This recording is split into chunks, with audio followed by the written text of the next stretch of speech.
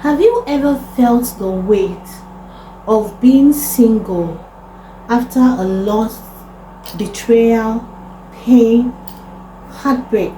This month we're exploring the posture we take after pain, how God redeems it, and actually take the pieces and the pain and the hardest chapters of our lives and turn it into purpose. My name is Doisola from No More Divorce in the Land, and I'm going to be exploring the book of Ruth a lot today.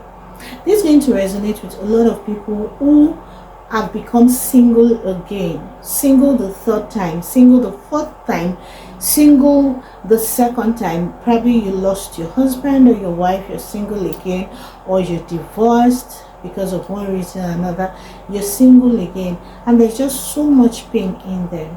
I'll need you to stay with us. So how do we rise again after the pain, after the heartbreak, after the divorce, after the loss? How do we believe in God, the promises He has made for us again after pain? Now let's look at the book of Ruth, chapter 1, verses 1 to 4. You would see how Naomi lost her husband, lost her two sons who got married to the Moabite ladies, and it was just so much pain and loss both for herself and her daughter-in-laws. Now, why am I saying this? She lost all of this just in chapter 1. I'm saying this because a lot of people going through this has given up already, and it is just the first chapter of their life. There are still many more beautiful chapters, and truthfully, in this season, you have to be around the right people. If you look at the book of Ruth, you see where Ruth told Naomi and said, I'm not going to leave you. You know, when she kissed her daughter-in-laws and said that they should go find another husband for themselves and that she is going back to her hometown, Ruth told her mother-in-law that she's not going to leave and that her God will be. She said a lot of things, but the one that caught me the most was when she said, your God will be my God. Sometimes we just have to be around the right people, just as Ruth told Naomi that she's going to be with her, and we can see how Naomi really helped her, especially in decision making also. Now come with me. I'm going to be giving 5 clear steps that will help in this season and make you see how you can rise again in this season, how you can have a great posture to attract the right thing you desire for yourself. If it is another spouse you desire for yourself, fine. If it is healing, even while you are still married, probably you're going through some pain that your spouse had caused you one way or another, and you need this healing. Number 1, take a courageous step of faith. If we look at the book of Ruth, Ruth took a decision to go with Naomi to an unfamiliar place, a place where she knows nobody, a place where she has no connection, but she followed Naomi there. A lot of you need to go to unfamiliar places. You need to go to therapy. You need to go to the hospital. Yes, a lot of you need to go to fellowship centers. You need to take church and small groups seriously. Find unfamiliar places and be there. And in the process of all of this, your next relationship should come after your next level with God. If you look at the book of Proverbs chapter 3 verses 6, it says that trust the Lord with all your heart. He said you should not lean on your own understanding. Now number 2, acknowledge your grief, but don't let it define you. If we look at the book of Ruth chapter 1 verses 20, Naomi blamed God. Naomi labeled the season. You know, she was crying and said that they should call her Mara, bitterness, because of all she's going through, right? It's okay to identify with the grief, but don't let the grief become your identity. You might not have named yourself bitterness, but a lot of time we have named ourselves different things in the past, or even in the process of going through the pain and the grief, right? You might say that, oh, I am shy. After the Lord have said you're going to do big things. You know, some of you say things like, I'm not a people's person, because of probably the pain you have gone through, or the laws, and then you label yourself as not a people's person rather than saying, I am getting comfortable with people. Do you see? Some of you have been identified with being mean, being lonely, being angry. No, no, no, no, no, no. You are just hurting. Please don't label yourself those things, because God has not called you that. You will see that despite Naomi calling herself Mara, bitterness, God did not see her bitter. God saw her better. If you look at the whole book of Ruth, that was the only chapter that she was called bitter, Mara. Regardless of how she was feeling or what the situation was, God called her Naomi. Right now, I need you to start seeing yourself the way God calls you. Start calling yourself what God calls you, and not what the situation or the circumstances at the moment or that had happened to you called you, because that is not your identity. Now, this leads us to number 3. Number 3, keep moving forward despite the setback. Don't let the disappointment you face right now take away your diligence. If you look at the book of Ruth chapter 2 verses 2 to 3, you will see where Ruth told Naomi that she wants to go out and see what's out there, anyone that will let her work on their farm. She took responsibility. Now, for a lot of you that want to get into relationship again, or want to find love again after the pain, I need you to know that your relationship is not on the other side of disappointment. Your relationship is on the other side of diligence. What is that thing the Lord has placed in your hands that would work, despite the way you're feeling right now that, oh, you shouldn't do this, you shouldn't go out there? Because Ruth could as well say, you know what, I'm a widow, or I'm divorced for some people, and I don't want people to know, or I just want to stay in my room and grieve, and but God has placed something in your hand that will work.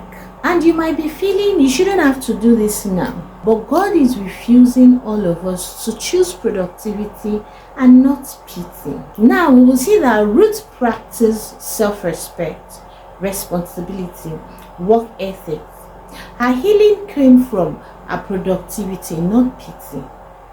She went out to find something. She was busy. She made sure she kept herself busy with what she can do at the moment. Ruth's healing strategy was productivity, not pity. Productivity made her meet her person. If you look at the book of Proverbs 31:27, God needs you to be productive. God has called you here on purpose. Everything that is happening right now, I know it's not easy, all that has happened, but He called you here on purpose. Don't allow your idleness become your idol. Do you understand? Number 4, guard your integrity. Keep your character. Some people go wild without standards, and then some people just have so much standard, so much boundaries, and they feel they should have so much standard so that nobody gets to hurt them again. Now, I need you to know that integrity invites interest. If we look at the book of Ruth chapter 2 verses 11, you will see where Ruth went on her knees and thanked Boaz for everything he's been doing. And Boaz said, I've heard a lot about you, your reputation, how you left your hometown and followed your mother-in-law. Was telling her of her reputation, what the good things he has heard about her. Integrity invites interest. Your reputation prestiges you. So watch out. Have standard. Your character. How do you talk to people? Don't say because you're angry or bitter. There's a saying that people that are hot hurt other people. You can decide not to be that kind of person. To heal and love and make sure other people don't go through what you go through. Okay? Be kind. Be soft. Be vulnerable to the right people. Be loving. Be friendly, right? Don't let the hurt you've gone through, the loss and the pain, turn you into something else. Don't make it your identity. This leads us to number 5, which says, align your values with faith. Now, your character authenticates compatibility. Let's look at the book of Ruth chapter 3 verses 1 to 5. You will see where Naomi told Ruth, get up. It is time for you to get with a man. Enough of you being in his house. And he told her a lot of things to do, of which some of these things, especially if you read the NLT version, where Naomi told Ruth, put on some nice clothes, use perfume, dressed really nice. Told her all of these things to do. What does this tell you? It tells you that even in your waiting season, change your wardrobe. Change your wardrobe while waiting. Start dressing the way you want to be addressed. Start dressing for where you're going to. Don't dress like a widow. Don't dress like a thug. Don't dress like a whore. Do you understand? Put the wardrobe on for where you are going. That was why Naomi told her, I said, put on some perfume. Take a bath. If you read it, the NLT version, you see, it said, take a bath. Look good. Do your hair decently. You don't need to break the bank. And if you have the money, good. Don't let your past or the pain you're going through or you've gone through show all over you. If you don't want to look a certain way, stop watching those things.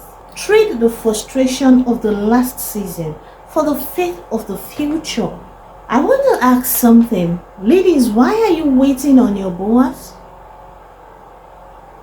Rather than putting all this thing into practice, your Boaz will definitely come. But you sit down there waiting on your Boaz. Trust me, bitterness will make you settle.